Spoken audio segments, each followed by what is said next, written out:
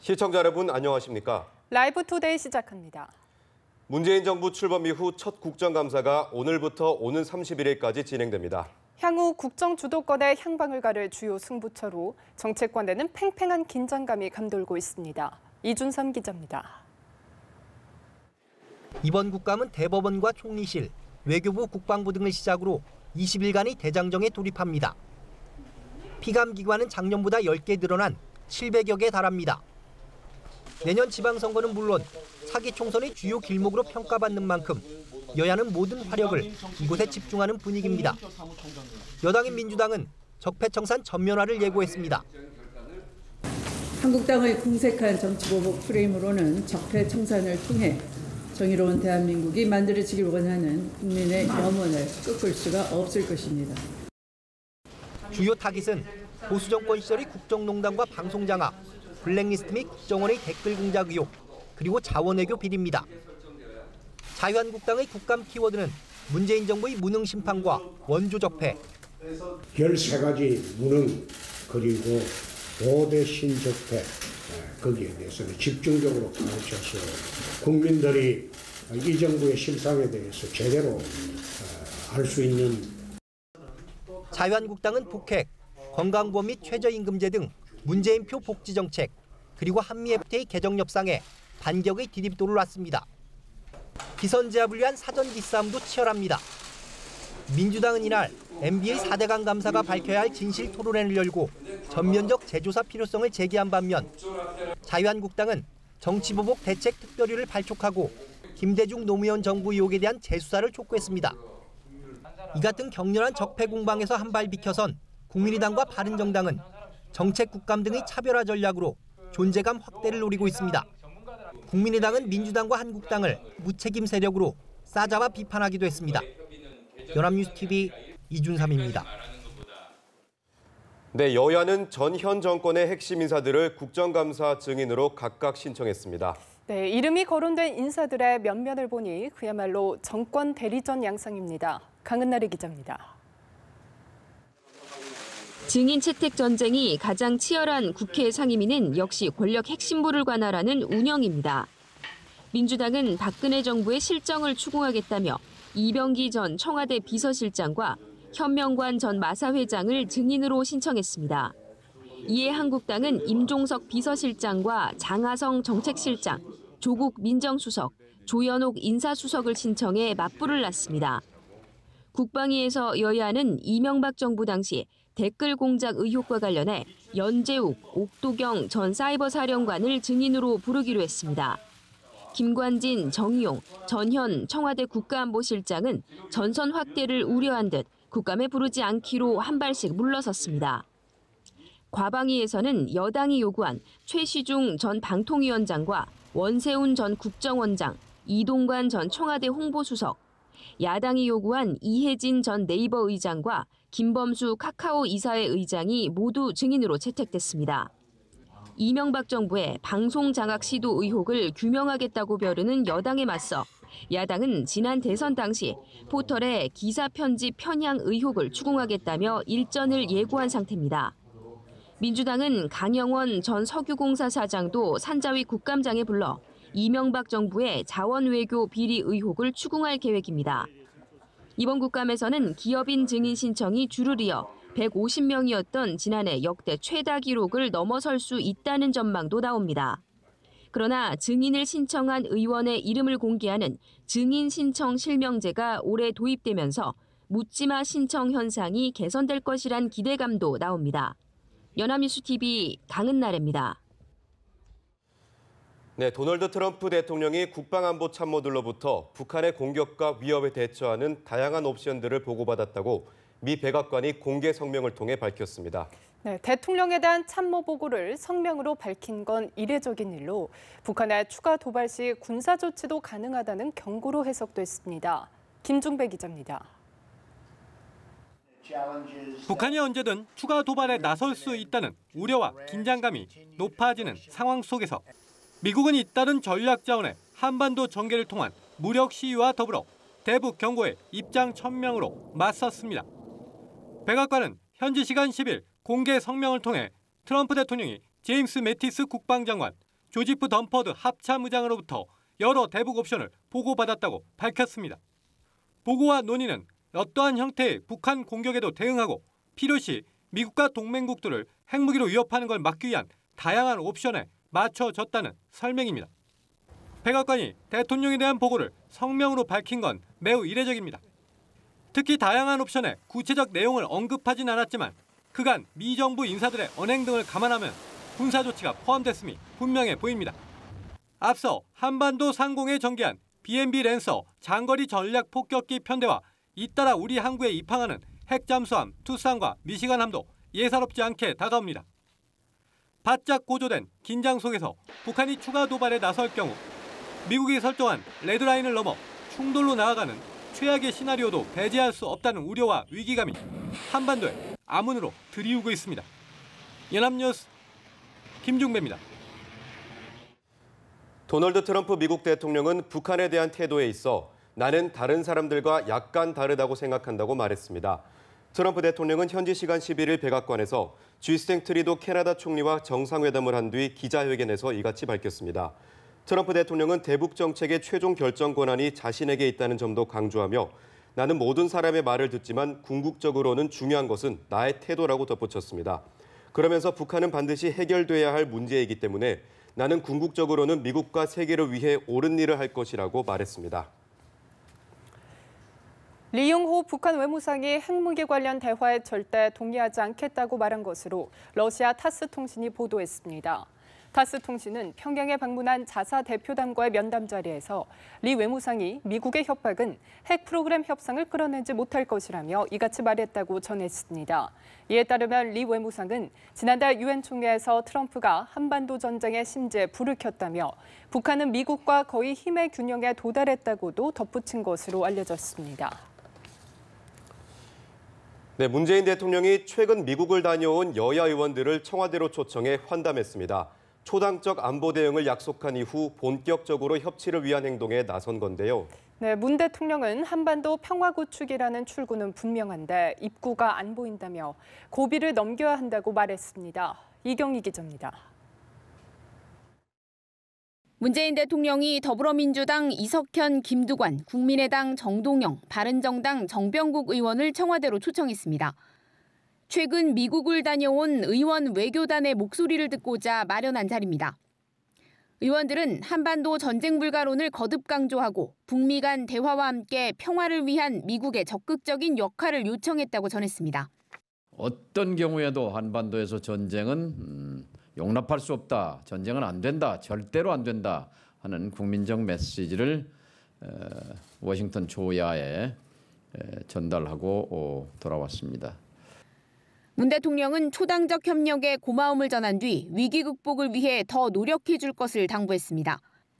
또 한반도 평화체제 구축이라는 출구는 분명하지만 그 입구를 찾는 데 어려움이 있다며 답답함을 표하고 고비를 넘기면 입구가 찾아지지 않겠느냐고 말했습니다. 기습적으로 진행된 미국의 폭격기 전개와 관련해선 사전에 인지하고 있었다고 설명하고 긴장이 고조되는 측면이 있지만 미국의 압박에 동의해줄 필요가 있었다고 밝힌 것으로 전해졌습니다. 문 대통령은 다음 달 예정된 의원 외교단의 중국 방문에도 관심을 표하는 동시에 일본의 태도가 미국의 기류에 영향을 미치는 만큼 일본에도 관심을 가져야 한다고 강조했습니다. 한편 의원단은 한미 자유무역협정 개정 협상과 관련해 워싱턴 일각에서 FTA 폐기로 가려는 분위기가 느껴졌다며 우려를 전달하고 정부의 철저한 대응을 주문했습니다. 연합뉴스TV 이경입니다. 네, 미국의 최신 공격형 핵 추진 잠수함 투싼이 지난 7일 경남 진해항에 들어온 사실이 뒤늦게 확인됐습니다. 네, 이번 주말에는 또 다른 핵 추진 잠수함 미시간이 부산에 도착하는 등 핵 잠수함 두 척이 잇따라 방한해 비상한 관심을 끌고 있습니다. 조성혜 기자입니다. 미국 태평양 사령부는 홈페이지에서 미국의 최신 공격형 핵 추진 잠수함 투싼이 인도와 아시아 태평양 지역 배치 임무의 일부로 지난 7일 경남 진해항에 입항했다고 밝혔습니다. 지휘관인 체드 하트는 이번 방문으로 미국과 한국의 탁월한 관계를 강화할 기회가 생겼다고 말했습니다. 로스앤젤레스급 잠수함인 투싼은 배수량 6,000톤, 길이 110m 이상의 150명 탑승 가능한 대형 잠수함으로 토마호크 순항미사일 발사관 12개, 어뢰 발사관 4개를 장착하는 등 뛰어난 공격 능력과 스텔스 기능을 갖췄습니다. 미 잠수함 선단의 최신 역량을 효과적으로 운용할 수 있는 최첨단 잠수함이란 평가입니다. 죽음의 백조 B1B 랜서와 LA급 핵잠수함 투싼에 이어 또 다른 핵잠수함이 한반도에 전개됩니다. 우리 군 관계자는 유도 미사일을 장착한 오하이오급 잠수함 미시간이 이번 주말 부산항에 입항할 예정이라고 밝혔습니다. 미군의 핵잠수함 2척이 한반도에 잇따라 일주일 안돼 방한하는 이례적 상황이 발생해 비상한 관심이 모아집니다. 연합뉴스TV 조성혜입니다. 네, 이명박 정부 국가정보원의 광범위한 정치공작 활동에 대해 수사를 벌여왔던 검찰이 박근혜 정부 국정원 수사도 본격화했습니다. 네, 보수단체에 돈을 주고 시위에 동원했다는 의혹에 당시 국정원이 개입한 정황을 검찰이 포착했습니다. 오예진 기자입니다.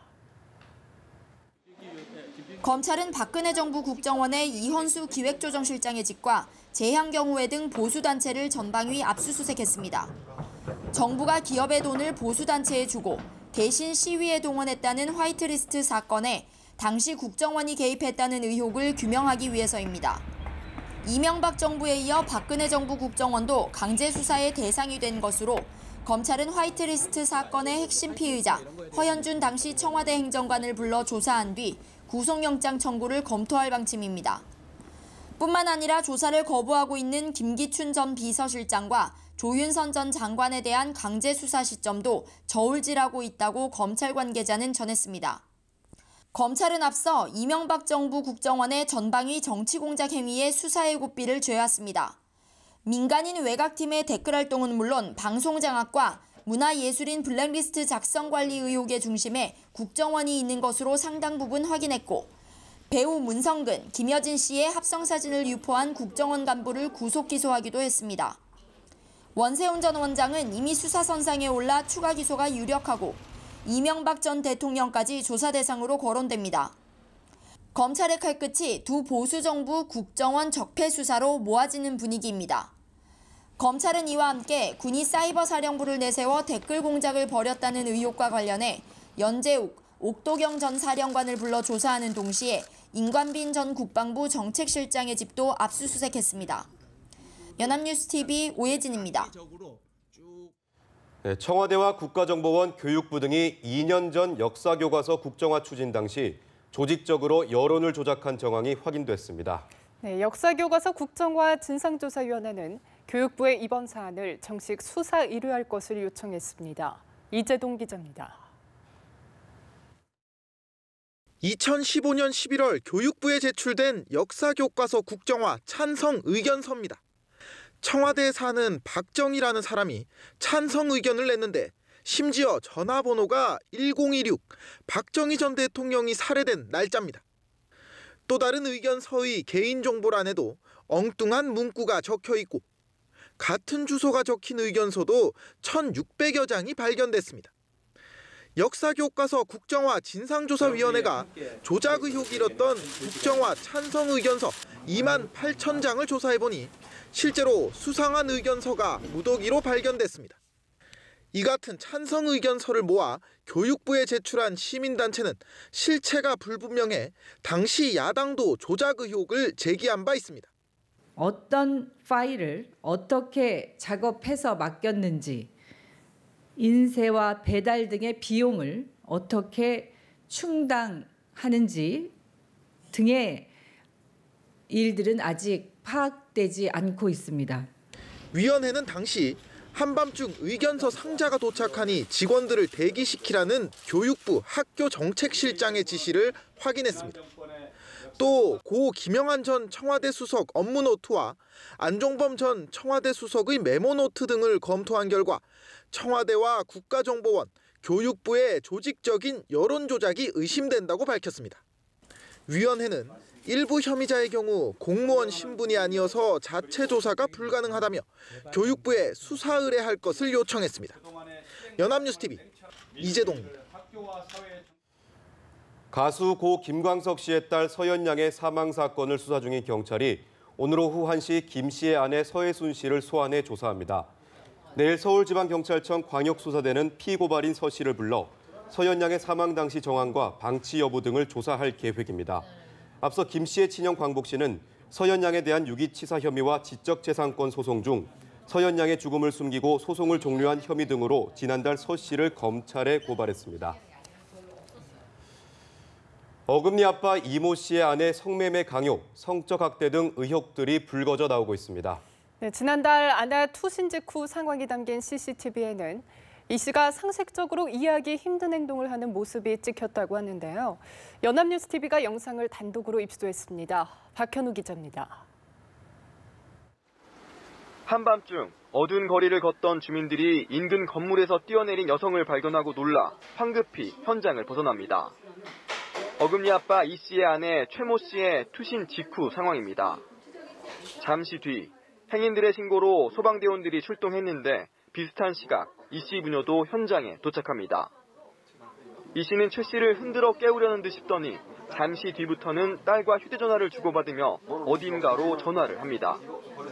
약간 놀란 것처럼 보이긴 하지만 울부짖거나 하는 모습은 찾아볼 수 없습니다. 소방대원들이 4분여 동안 심폐소생술을 진행하다 최 씨를 싣고 병원으로 가는데도 이 씨는 구급차에 동승하지 않고 현장에 남아 어딘가로 전화만 겁니다. 나는 뭐 사람 짐승 것처럼 쳐다보겠더만. 얘는 체한스럽더라. 얘가 울지도 않고 체한스럽더라. 투신 당시 이상했던 정황은 이뿐만이 아니었다고 주민들은 말합니다. 이 쫄티 옷이 이렇게 까져갖고 있다는 게 그게 다가 그냥 의심을 하는 게 나도. 이 쫄티 옷이 아무리 극수 떨어져도 이 옷이 까질 수가 없는 거예요. 앞에 내가 이 옷을 이렇게 냈다요. 경찰은 여중생 살인 사건에 대한 수사가 마무리되는 대로 최 씨 사망 사건에 대한 본격적인 수사도 진행한다는 계획입니다. 연합뉴스TV 박현우입니다. 네, 천사 아빠로 알려졌던 어금니 아빠 이모 씨의 두 얼굴이 속속 드러나고 있는데요. 네, 여중생 딸의 친구를 살해한 사건 수사가 마무리되는 대로 성매매 알선 혐의에 대한 수사도 본격화할 것으로 보입니다. 조성음 기자가 이어서 단독 보도합니다. 사건은 지난달 6일로 거슬러 올라갑니다. 어금니 아빠 이모 씨의 아내 최모 씨가 숨진 채 발견되자 변사 사건을 수사하던 경찰은 최 씨의 이마에 상처가 있는 것을 수상히 여겨 이 씨를 추궁했습니다. 이 씨는 당시 최 씨를 폭행한 사실을 자백하며 부부싸움을 한 뒤 아내가 뛰어내렸다고 말했고 이에 경찰의 수사는 자살 방조나 타살 혐의로 방향이 잡혔습니다. 이후 이 씨의 주거지 압수수색에서 여러 여성들의 성관계 장면을 촬영한 동영상이 발견돼 성매매 정황이 포착됐고 관련 수사 도중 살인 사건이 벌어진 겁니다. 어금니 아빠의 실체는 충격 그 자체였습니다. 연합뉴스TV 취재 결과 이 씨는 자택 건물 5층에 사무실 같은 여러 개의 방을 두고 평소 최소 2명에서 서너 명의 젊은 여성들과 함께 지냈습니다. 아저씨들도 그렇고 젊은 사람들도 많이 좀 저 건물로 들어가는 거는 그 목적으로 많이 했습니다. 차가 좀 여러 대 있었던 것 같아요. 느낌에 여기 하우스인가? 증언에 따르면 이 씨는 꿈이나 성공을 들먹이며 수시로 성매매 여성을 모집했고 특히 10대 청소년에 많은 관심을 보였습니다. 여성이 여럿일 땐 번갈아 가며 남성을 상대하도록 하고 사람이 부족할 땐 아내까지 성매매를 시킨 것으로 경찰은 보고 있습니다. 경찰 조사에서 국내 여성뿐 아니라 동남아 여성까지 물색한 정황도 나타났습니다. 경찰은 여중생 김 모양에 대한 살해와 사체 유기 혐의 수사가 마무리되는 대로 이 씨의 성매매 관련 혐의에 대한 수사도 이어갈 예정입니다. 연합뉴스TV 조성흠입니다.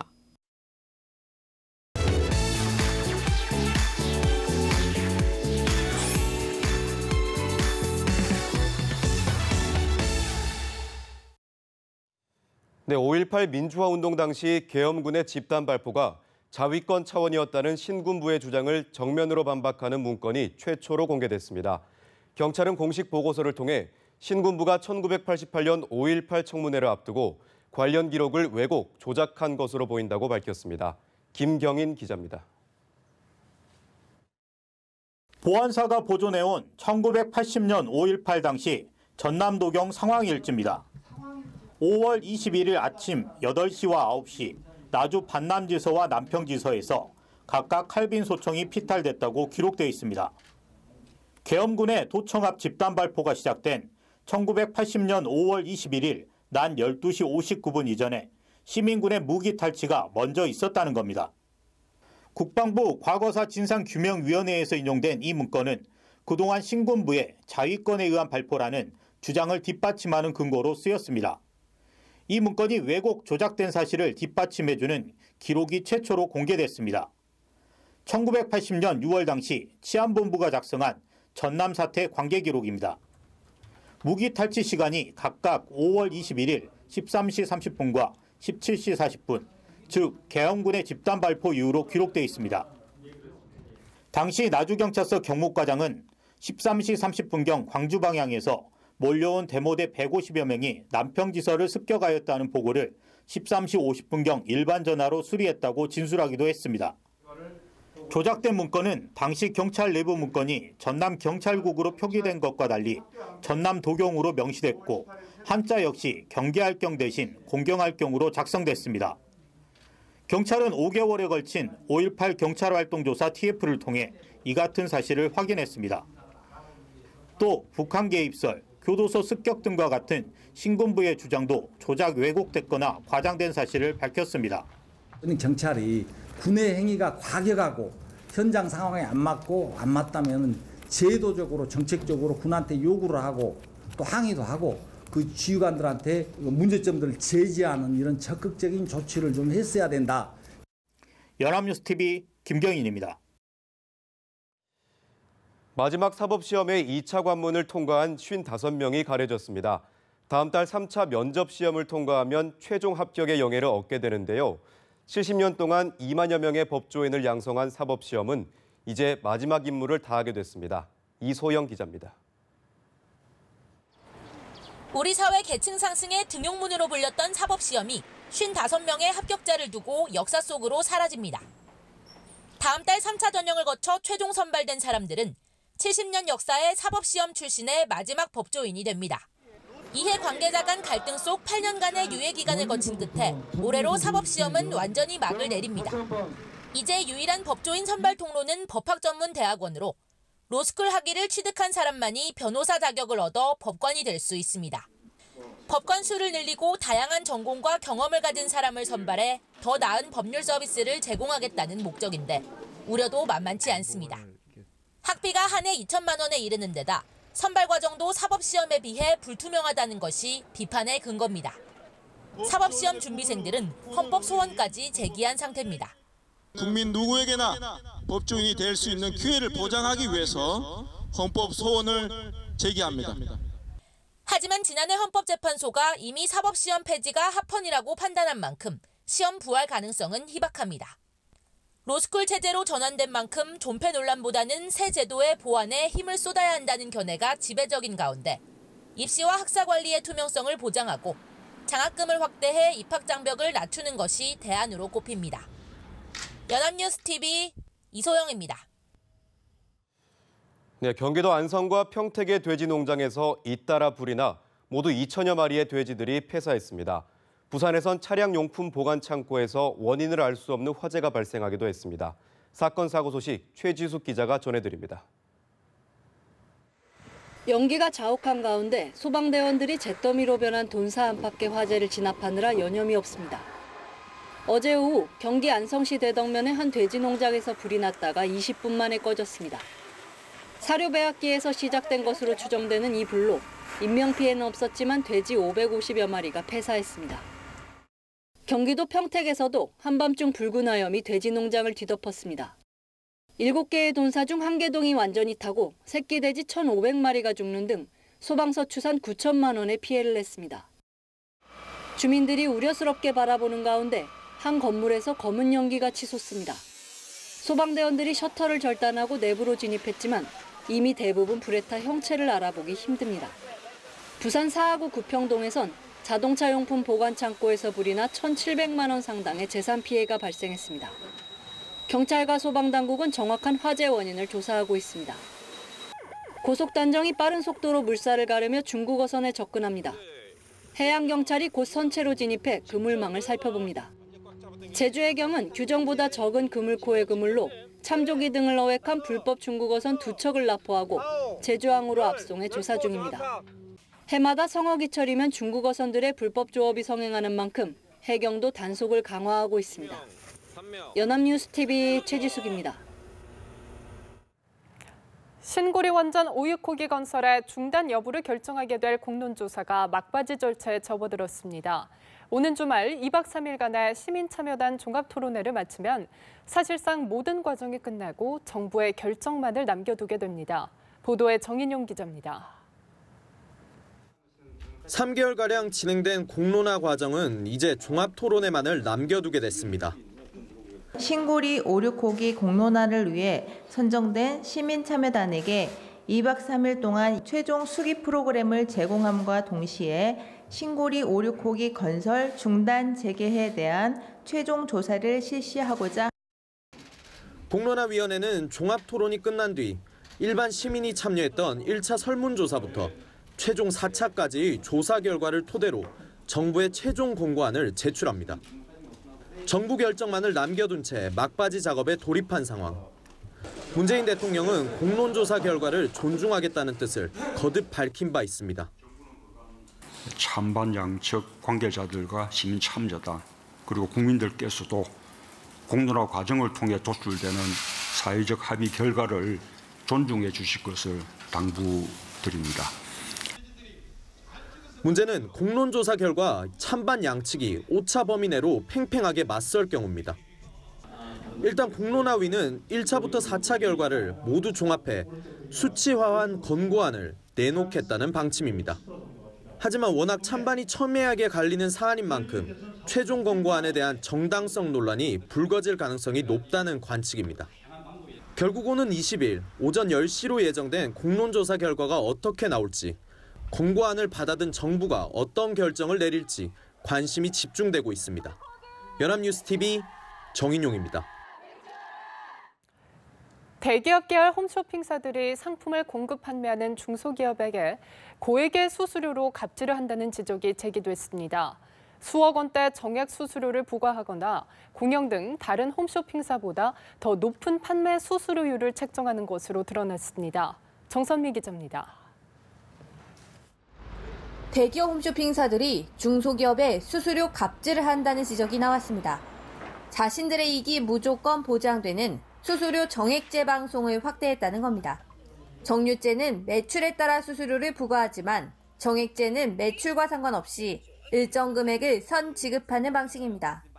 GS 홈쇼핑, 현대 홈쇼핑 등 대기업 계열 홈쇼핑 5개사는 올해 상반기 주요 시간대 판매 상품의 약 절반을 정액제로 판매했습니다. 약 2억 원에 달하는 정액제 비중은 지난해보다 최대 9.4%포인트 확대됐습니다. 중소기업들은 홈쇼핑 측이 판매 부진의 손해를 자신들에게만 떠넘긴다고 지적했습니다.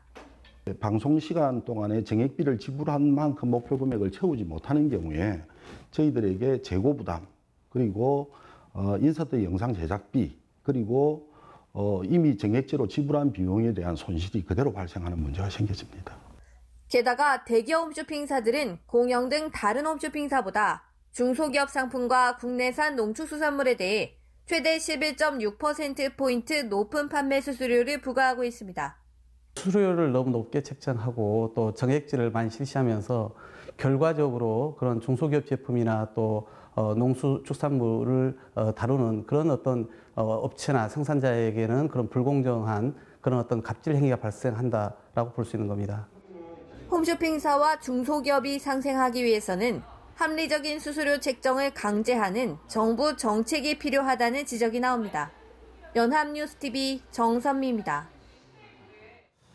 네, 공기가 급격히 차가워졌습니다. 오늘은 또 한 차례 비가 내리면서 기온이 더 떨어지겠고 내일 아침까지 춥겠습니다. 네, 자세한 날씨는 기상캐스터 연결해서 알아보겠습니다. 김준 캐스터.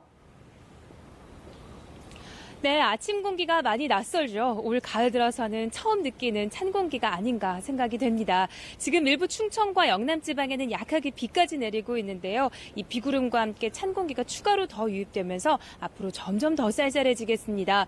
오늘 한낮에도 서울 기온은 15도, 전주는 14도로 아침 기온과 큰 차이가 없겠고요. 어제 26도까지 올랐던 부산도 오늘은 19도에 머물면서 종일 쌀쌀하겠습니다. 그 밖의 지역도 대전은 15도, 대구 17도, 광주가 15도에 그치겠고 찬바람도 가세해서 체감온도를 더 끌어내리겠습니다. 하늘은 종일 흐린 가운데 저녁까지 수도권을 제외한 전국 곳곳에 비가 오겠습니다. 영동과 영남, 전남 남해안에 5에서 40mm, 영서 남부와 충청, 호남, 제주에 5mm 내외 정도 오겠습니다. 이 비구름이 지나면 찬 공기가 추가로 유입되면서 퇴근 무렵부터는 추위가 느껴지기도 하겠습니다. 저녁 무렵에는 서울 기온이 10도 안팎, 내일 아침에는 8도까지 떨어지고요. 일부 강원 산간은 영하로 내려가면서 얼음도 얼겠습니다. 그 밖에 중부 내륙과 남부 산지에도 서리가 내릴 가능성이 있으니까요. 농작물 피해 없도록 대비하셔야겠습니다. 다행히 이번 가을 추위 오래 가진 않습니다. 내일 낮부터 다시 20도 안팎으로 평년 기온을 되찾겠습니다. 하지만 아침, 저녁으로는 계속해 쌀쌀하겠습니다. 체온 조절 잘 하셔야겠습니다. 날씨 전해드렸습니다. 네, 들으신 것처럼 하루 사이에 날씨가 확연하게 바뀌었습니다. 내일은 오늘보다 기온이 더 내려갑니다. 네, 한편 깊어가는 가을만큼 산들도 울긋불긋 단풍으로 물들기 시작했습니다. 자세한 날씨와 단풍 전망까지 김재훈 기상전문기자 함께 알아보겠습니다. 어서 오세요. 네, 어서 오십시오. 네, 비가 그치고 날씨가 부쩍 쌀쌀해졌습니다. 올가을 들어 가장 추운 아침이라고 볼 수도 있겠는데요. 오늘 하루 종일 이렇게 쌀쌀한가요?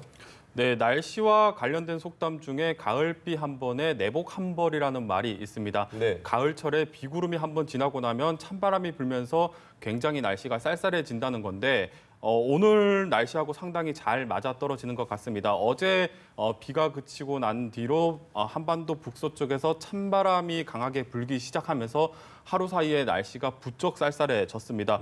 오늘 서울의 아침 기온이 10도 안팎까지 내려갔고 또 강원 대관령은 7.9도로 겨울만큼이나 기온이 많이 내려갔습니다. 네. 오늘 또 종일 흐리고 이 찬바람이 계속 불면서 한낮에도 기온이 오르지 못하겠는데요. 오늘 서울의 낮 기온이 15도로 예보가 돼 있습니다. 어제보다 한 10도 가까이 낮 기온이 떨어지고 또 비교를 하자면 어제 아침 기온하고 거의 비슷한 수준입니다. 네. 그러니까 오늘은 종일 쌀쌀한 날씨가 이어진다 이렇게 생각을 하시면 될 것 같은데 특히 앞서 전해드렸듯이 바람이 제법 강하게 불기 때문에 체감하기에는 더 쌀쌀하게 느껴지겠고 또 지난주까지 늦더위가 기승을 부렸기 때문에 상대적으로 더 춥게 느껴질 수가 있겠습니다. 오늘 외출하실 때는 좀 두꺼운 옷을 선택을 하셔서 보온에 좀 신경을 쓰실 필요가 있겠습니다. 오늘 또 비 소식도 들어 있습니다. 강원과 충청 이남 지역에 비가 내리겠는데요. 강원 영동과 전남 남해안 지역은 최고 40mm 안팎의 비가 내리겠고 그 밖의 지역에서는 5mm 안팎의 비가 조금 예보가 돼 있습니다. 이들 지역에서는 외출하실 때 작은 우산 챙겨 나가시는 게 좋을 것 같습니다. 네, 사실 지난 추석 연휴에도 날씨가 추웠다 더웠다 했잖아요. 가을이 오나 싶더니 다시 늦더위가 기승을 부리기도 했었는데 앞으로의 날씨 전망은 어떻습니까? 네, 지난주 날씨 참 변덕스러웠습니다. 연휴에 한두 차례 비가 내리면서 또 쌀쌀해지는가 싶다가도 또 금세 날이 더워지면서 늦더위가 기승을 부렸는데요. 특히 일부 남부 지방 같은 경우에는 낮 기온이 30도 안팎까지 오르면서 여름처럼 덥기도 했었습니다. 하지만 이번에는 좀 날씨 양상이 좀 달라질 것 같습니다.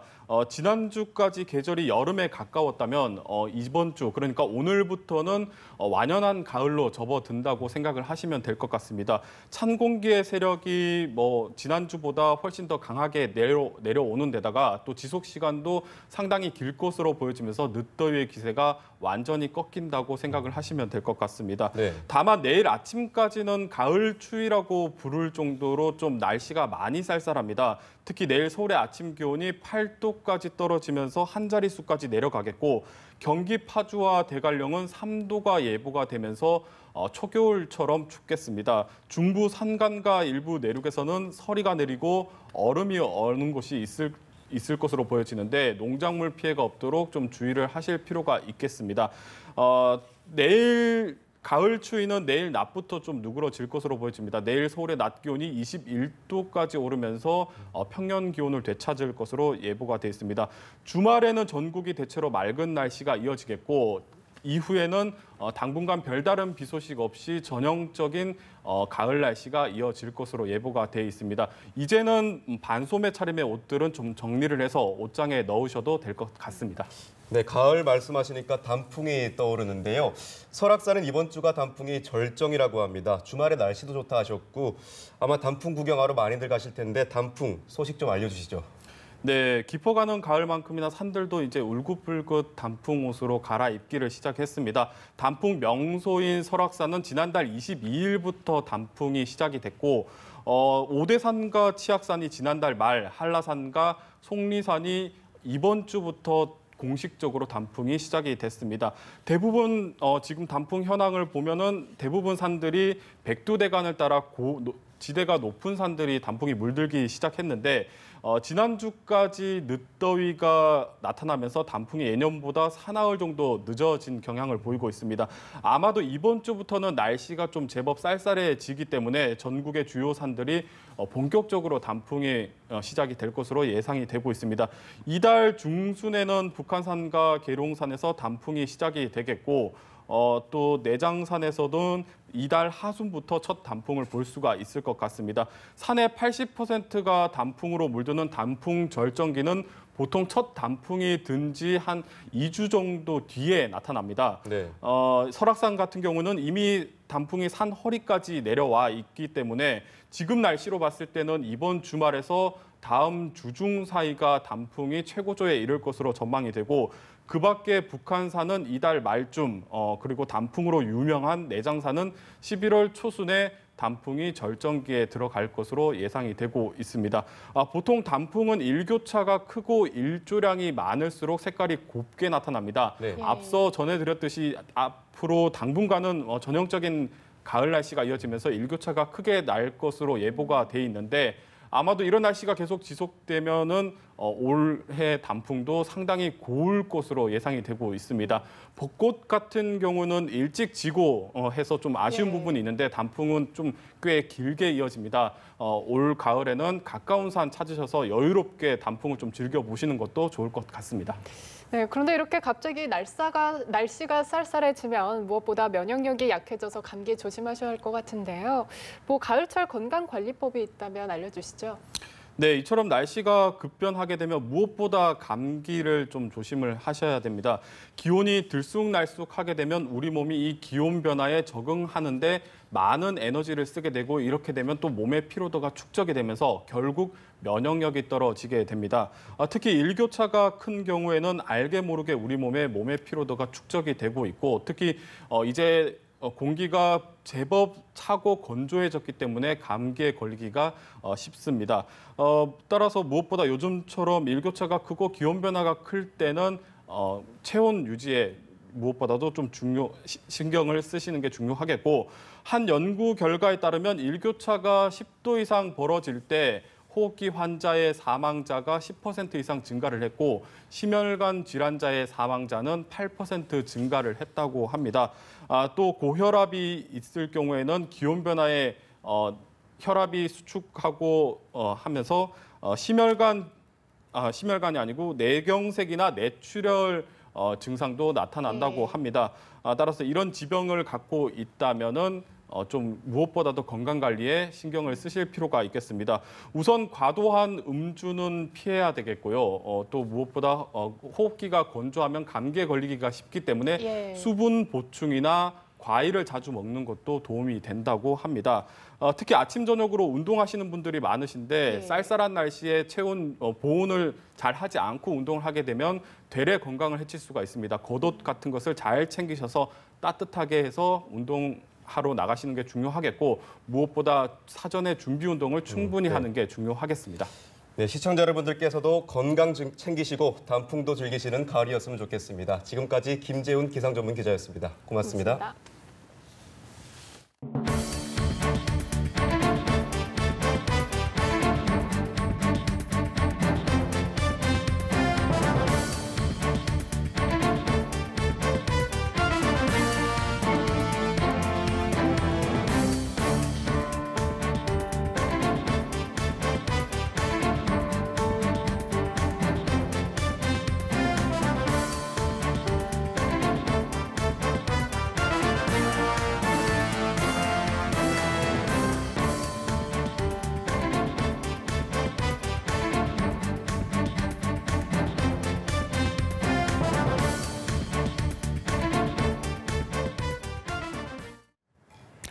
하루의 주요 일정을 살펴보는 보도국 AMPM 시간입니다. 오늘 주목할 일정 함께 보시죠. 오늘 오전 10시 20일간의 대장정에 돌입하는 국정감사가 시작됩니다. 이번 국정감사는 문재인 정부 출범 이후 처음으로 열리는 것으로 16개 상임위원회가 701개 기관을 상대로 감사에 나섭니다.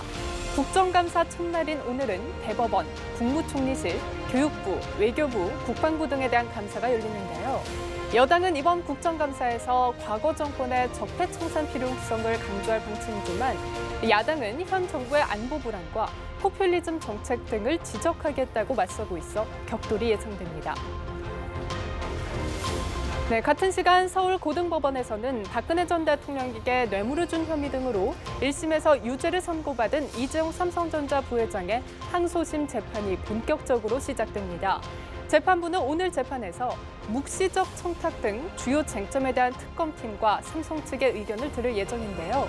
앞서 이 부회장은 1심에서 징역 5년을, 함께 재판에 넘겨진 최지성 전 미래전략실장과 장충기 전 미래전략실 차장은 징역 4년, 박상진 전 삼성전자 사장과 황성수 전 전무는 집행유예를 각각 선고받은 바 있습니다. 아버지를 도와 친구 시신을 유기한 혐의로 구속영장이 신청된 어금니 아빠의 딸 이모 양의 영장실질 심사가 열립니다. 이 양은 아버지와 함께 A 양의 시신을 담은 여행용 가방을 차량에 싣고 강원도 영월 야산에 유기한 혐의를 받고 있는데요. 앞서 어금니 아빠 이 씨는 지난 8일 A 양의 시체를 유기한 혐의로 구속영장이 발부됐습니다. 오늘 주목할 일정은 여기까지입니다. 지금까지 보도국 AMPM이었습니다. 박지성이 2018 평창 동계올림픽 성화봉송의 첫 한국인 주자로 나섭니다. 박지성은 24일 그린스 올림피아 헤라 신전에서 열리는 성화 체화 행사에 참여한 뒤 그리스 출신이 맡는 첫 주제에게 개최국 한국을 대표해 성화를 넘겨받습니다. 평창올림픽 성화는 체화 후 일주일간 그리스를 돌다가 11월 1일 인천국제공항을 통해 국내로 들어오고 인천을 시작으로 내년 2월 9일까지 전국을 누빕니다. 네, 22번째 부산국제영화제가 오늘 열흘의 여정을 닻을 올립니다. 개막작과 폐막작에는 모두 여성 감독의 작품이 선정돼 눈길을 끕니다. 장보경 기자의 보도입니다. 올가을 부산을 다시 영화의 바다로 꾸릴 부산국제영화제가 22번째 여정을 시작합니다. 영화의 전당을 포함한 5개 극장 30여 개 상영관에서 75개국의 300편의 영화가 상영됩니다. 올해도 어김없이 아시아 영화는 물론 영미권 거장 감독들의 수작과 한국 영화를 이끌 차세대 감독들의 신작이 준비되어 있습니다. 개막작과 폐막작에는 역사상 처음으로 모두 여성 감독의 작품이 선정됐습니다. 신수원 감독의 유리정원이 문을 열고 대만의 배우 겸 감독 실비아 창의 상해상친이 마지막을 장식합니다. 국내 영화뿐 아니라 세계적인 감독들의 작품도 알찹니다. 블랙스완으로 유명한 에러노프스키 감독의 마더는 강렬한 자극을 준다는 평론가들의 극찬이 전해지며 큰 기대를 모으고 있으며 일본을 뒤흔든 동명의 소설을 영화화한 너의 췌장을 먹고 싶어의 티켓은 오픈과 동시에 매진됐습니다. 국내외 내로라 하는 스타들과 거장 감독들도 부산을 찾아 자리를 빛낼 예정입니다. 장동건, 문소리, 나카야마 미오 등은 보다 가까운 곳에서 많은 팬들과 만나 진솔한 이야기를 나눌 수 있는 오픈 토크 자리를 마련했습니다. 세계적인 거장 감독 올리버 스톤은 심사위원장으로, 홍콩 느와르의 대부 오우삼 감독은 영화 맨헌트로 부산국제영화제에 첫 방문합니다. 한편 오늘 열릴 개막식 사회자로는 장동건과 유나가 선정됐으며 폐막식에서는 김태우와 한예리가 함께할 예정입니다. 연합뉴스TV 장보경입니다. 이상으로 라이브 투데이 마칩니다. 함께해 주신 여러분 고맙습니다.